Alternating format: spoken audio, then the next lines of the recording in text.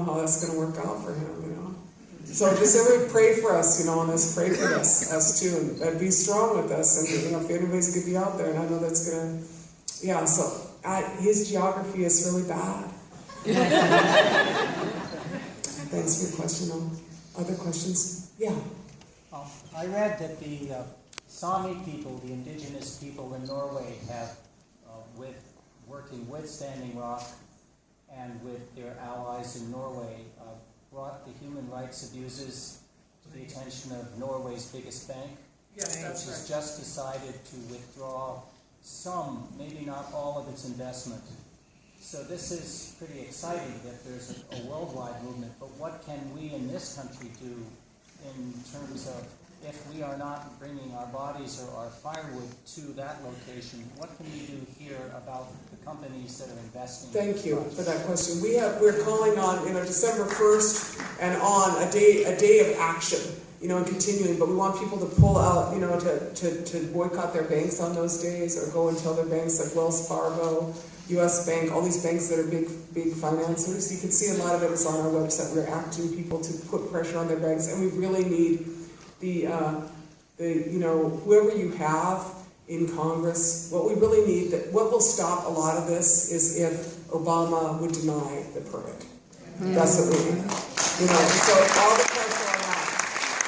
We're talking about December 12th, a lot of people going to Washington, D.C. to bring Standing Rock to Obama. You know, and so we're saying people should come down for that, but people should really, like, you know, because it has been, I mean, I think you guys got the picture of it's been out of sight and out of mind, and that's how this happened. You know, and we need everybody to make sure that doesn't happen. And because, you know, the human rights abuses, I mean, there was like 100 people injured on that night on the bridge. You know, it was terrifying. You know, it was terrifying. And it's super aggressive. I mean, they've been emboldened by Trump.